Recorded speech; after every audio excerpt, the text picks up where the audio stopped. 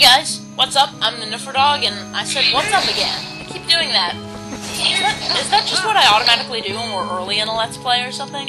Because I stopped doing that in the later episodes of Metroid Prime, but now we're back into Twilight Princess, and I suddenly did that. I resisted doing that in the earlier episodes. So anyway, here's this lantern oil salesman guy. Huh.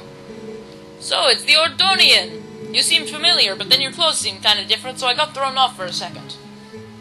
Listen, things have been a little rough around here lately, so you should watch your step, okay, guy? There are so many monsters now, I got kinda scared and closed off the path to the temple. But, you wanna get back there, huh? You sure do look geared up for it, so here you go. You got a small key! This key opens the gate to Faron Woods. I probably couldn't do that with my voice again if I tried. Oh yeah, the woods on the other side of this cave are covered in really thick fog, so make sure your lantern is full. You're definitely going to need to use your lantern a lot in there, so bring all the oil you can.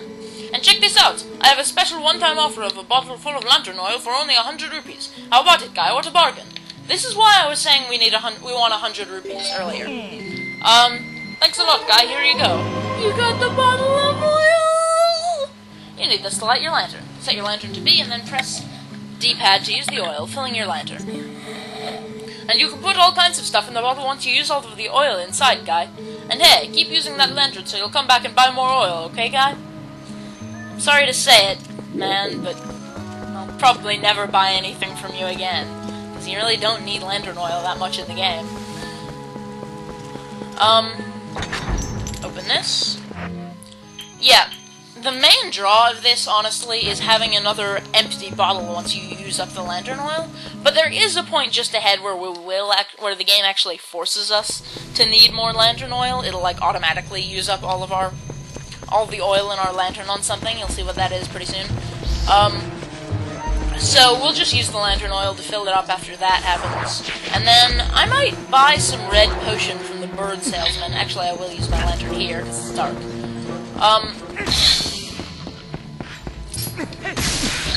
Yeah, we might buy some some red potion from Trill and use that to fill up the bottle once we've used up the lantern oil.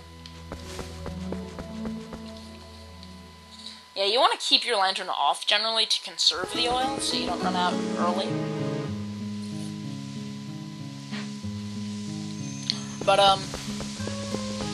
yeah, even if you do use your lantern later, there's places in the later dungeons where, you know, on the rare occurrence that you actually need your lantern, there's places where you can just fill it up with free oil out of a cauldron.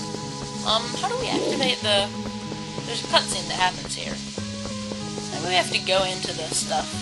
Or take out our lantern. Yeah, that's what it is. See, we can't get through this fog. Ah! There's a monkey! And she stole our lantern. And she put it on a stick. That's a smart idea. Why don't we do that? Okay, this monkey wants us to follow her. Hey, what's this monkey's problem? You idiot! While you were staring off into dreamland, your lantern got stolen.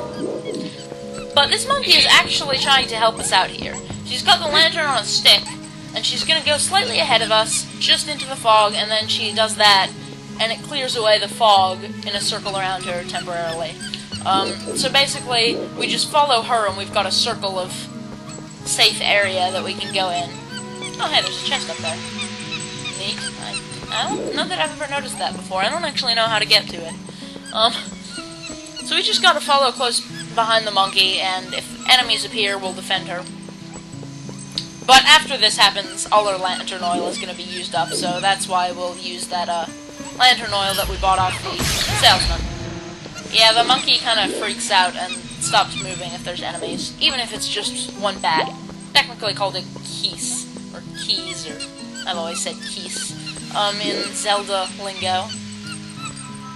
And my phone is ringing, so I'm just going to have to pause this for a second while I answer this. Just a sec, guys. Alright, guys, I'm back. I had to answer the phone there, and then answered a text from a friend. But here we are in the woods, defending our friendly local monkey from unfriendly local bats. Or keys in Zelda lingo, as I was just saying. All these Zelda enemies are kind of classic and have their own names. In the Zelda repertoire, but grr. No, I will not feed you. Stop calling me Seymour. I'm not going out there, because if you go just one step too far into this fog, it, like, resets, and you have to start this whole monkey part over again. I was kind of hoping I could get a heart for the damage he did to me, but oh well. You don't have to... Oh my god. Heart and rupee. There we go. Now, the spin attack in this game. Okay, monkey is excited. Monkey drops lantern. Monkey runs off into forest with stick. I don't know. We got the lantern back, but it ran out of oil while we were following the monkey around. So we're going to refill it with lantern oil. Now our lantern has full oil. And we have an empty bottle. Yeah, the spin attack in this game, this is the first Zelda game where I've really found the spin attack useful. Because in the older games, you had to charge it up to use it. Well, there was a way, in at least some of the games. You can't hurt them while they're down like that, so it's actually kind of bad for us to knock them down, but that will be fixed soon enough. This is the first Zelda game where I really found the spin attack useful because you can use it quickly on, like, a moment's notice. Here's the shop, this bird shop again, Chill Shop. Welcome! Hey, buy something! Anything! What the hey? Red potion is 30... I don't have 30 rupees. Maybe we can find a blue rupee and some grass. Come on. But yeah, this is the first Zelda game where I really found the spin attack useful, because in the older games you had to charge up for it, which made it very difficult to use in combat. Oh well, I guess we can underpay him. Or, actually, we only have 3 hearts, so the milk is probably the only healing we really need at this point. I just won't bother. Because in the other game, in some of them there was a way to do a quick spin by, like, rotating the control pad, but I always had trouble doing that, and what's this? A strange golden wolf. Nom Link's head. Doesn't it look like he's eating Link's head there? But in this game, the fact that you can use the spin attack instantly makes it really useful, and we appear to be in some bizarre, bleak world with the castle in the background, and it sort of looks like it's snowing, and there's this mysterious undead soldier fellow here.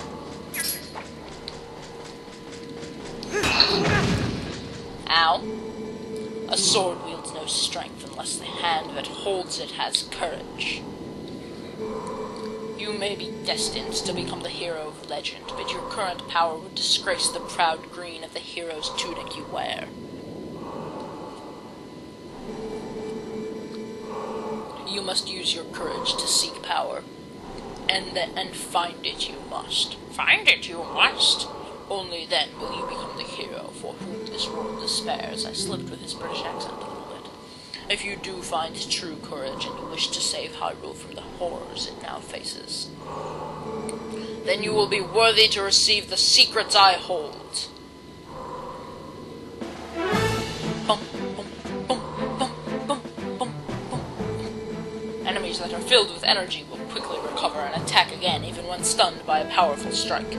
The ending blow is a secret technique you can use on stunned enemies to end their breath before they spring back into action. When an enemy lies collapsed on the ground, stunned, Z-target and press A without delay to leap high into the air and deliver a final strike. We don't need no fourth wall where I come from. When the opportunity to end their breath is before you, you will see Finish A appear vividly before your eyes. Now try it on me, because he's already dead, so what does it matter? Bump, bump, bump, bump, bump, bump, bump. So we just gotta knock him down and then finish A. And instead of doing a jump attack, if we hit A, we will do an ending strike that will kill any enemy instantly. That was a pinpoint strike. Never overlook your opportunity to finish with A. The first hidden skill, the ending blow, has been passed on. Passed on. I don't know what that was. Like a boss. You learned the first hidden skill, and the ending blow. When a foe falls, lock on with Z and deliver a final blow with A. There are still 6 hidden skills for you to learn. Those are only for the one who carries the blood of the hero. the one whose spirit is that of the sublime beast. Grow powerful, test your courage, and when you find that you need another skill to overcome the threats that face you, search for the statues that howl with the sound of the wind. Seek the sound that calls to the spirit of the beast to awaken me again. A sword wields no strength unless the hand that holds it has courage. Remember those words. Farewell. Bum bum bum.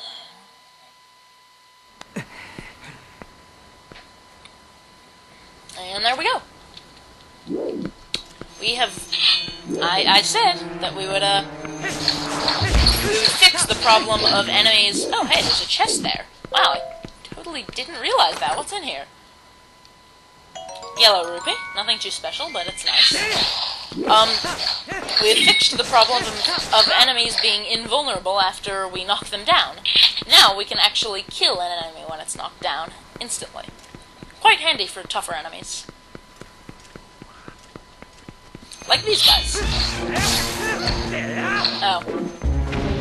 Never mind, this guy's absolutely pathetic. I guess if we knocked him down with a spin attack like we did last time. So it could be handy if there's multiple of them. Although you have to be careful, because sometimes if the other enemies are quick enough, the other ones can attack you while you're finishing another. There we go, heart. Brilliant. Burn this with the lantern. And let's go on in.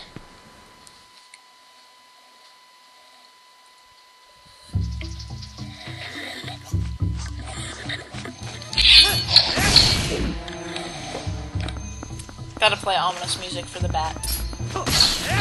Most ominous thing ever, obviously. Worth interrupting the catchy dungeon beat here. And it's like this really, actually kind of pleasant sounding drum beat for this ominous dungeon. Forest Temple. Yep, this is the first full-on dungeon in the game. And it's actually not as easy as the first dungeons in some of these games. Like, Ocarina of Time had a really, really simple first dungeon. This game follows the same sort of general format as that game did, of having a forest dungeon. I'm trying to break that nut there. Wow, that sounds odd. Of having a forest first dungeon, and then a fiery lava mountain dungeon, and then a water-themed dungeon. But, the dungeons are bigger in this game. So we saved that monkey, and she's going to beckon for us to come up there again. Hey, that's the monkey that stole your lantern. Doesn't it look like she's beckoning you? Aren't you the popular one? Aren't you the popular one? Inflection. Not easy. Okay. It's kind of easy, but if you don't know the lines before you say them, you know. Go through this door, the monkey is gonna follow us through. What does she want? The world may never know. In the meantime, here's a giant spider for your player, which we can use the ending blow on, and it has a big creepy skull design on its back. Oh, there's two more.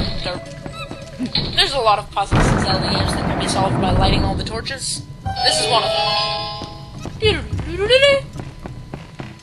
Classic puzzle solved jingle. Let's open this chest. You got the dungeon map! Press 1 to view it, and 2 to toggle the minimap on and off. You visited green rooms. Yellow arrow shows your current location. Control stick up and down to change floors. Very handy. We can now see the layout of this dungeon.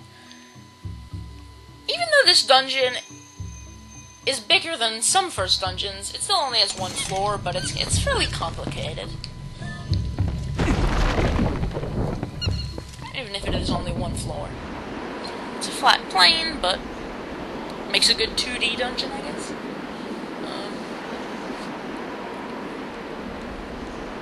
Monkey's going to try to cross this bridge here in this large, windy, outdoory room. This evil baboon thing comes in. Oh, that's not very nice. You nearly killed our monkey. Oh, now that is just rude. It's on. It is on.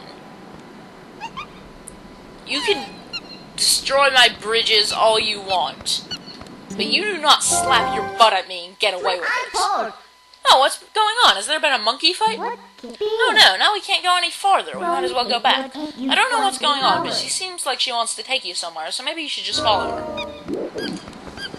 So a lot of the dungeons in this game have some sort of gimmicky, I mean, I don't mean that in a bad way, they're usually pretty cool, but some sort of, you know, unique, sort of gimmicky item, or object, or animal in this case, or whatever, that you sort of find and use throughout the dungeon. The one in this first dungeon is monkeys. There are a whole bunch of monkeys in this dungeon that you have to save. There's vines, even though you can climb them, they don't lead anywhere, they're just decoration. There are a whole bunch of monkeys that you can save, and they help you cross gaps by doing that. This enemy is a bomb, so let's back away. Kaboom. Looks as though one of those jars has something sticking out of it.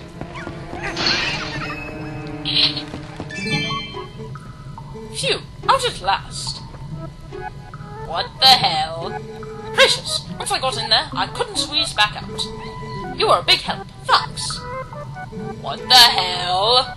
I've been looking for something in here, you say? Gracious, yes. You must need something here too. Shall we try working together for a while, fellow adventurer? You may not think I look like much. I think you look creepy, but I can be quite helpful. I can even warp you out of here if you want to leave. So don't think of me as a burden. Now let's get started. You met what the hell?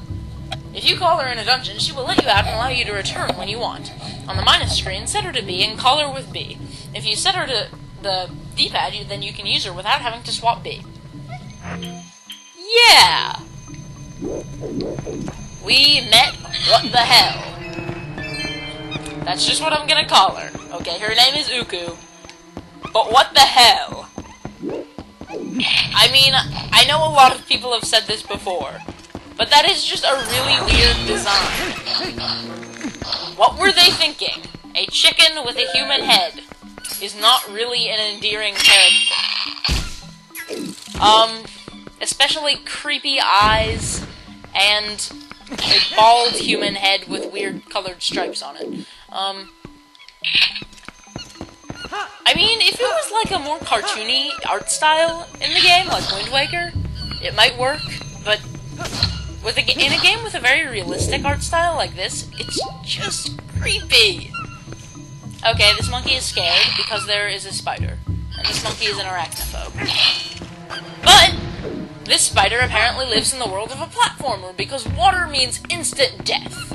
Now this monkey wants us to go through this door, but you can see it's locked, so we need a key. At the moment we cannot do anything with this area, so we want to come back around here and enter this room, which is the same one where the baboon broke the bridge earlier. Now the wind is going to turn and move that bridge, which is apparently controlled by this little turnstile thing, so we can cross.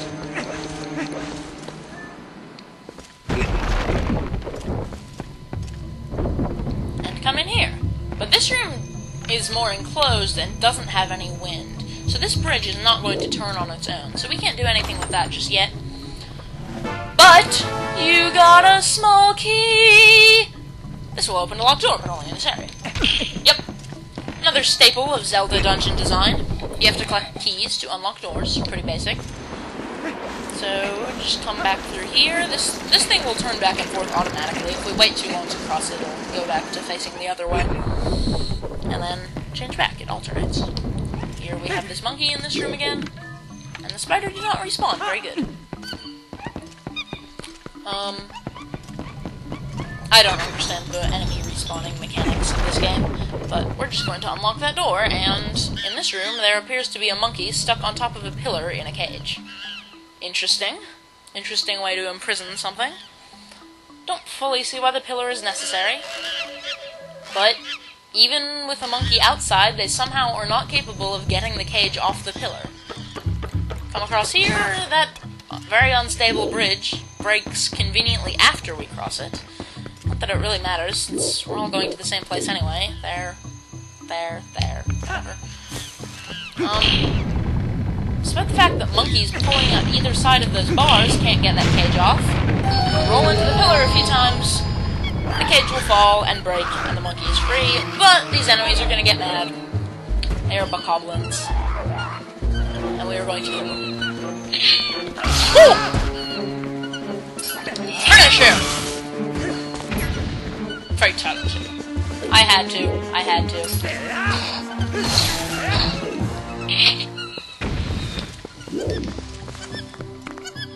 Righty. Now both of these monkeys are free. And they're going to accompany us back out. I think it's the first monkey, the one that we know is a girl because of the flower on her head, of course. Wanted us to come in here so we could save her other monkey friend. So yeah, we can cross larger gaps with more monkeys by them forming a chain like that. And I just realized that the recording has gone on for a bit. The, having to cut out my phone call earlier made it a bit confusing, as always. But I think I'm gonna end this off here. I'm just going back to this initial sort of hub room that we were in right at the beginning, where there will be other areas that we can use the monkeys to access. They come up here.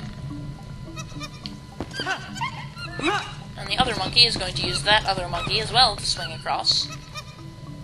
And then we can use this monkey to swing across here. But yeah, next time on Twilight Princess, we're going to progress more through this dungeon, see what's behind this door. So I'm the Dog, and I will see you guys then.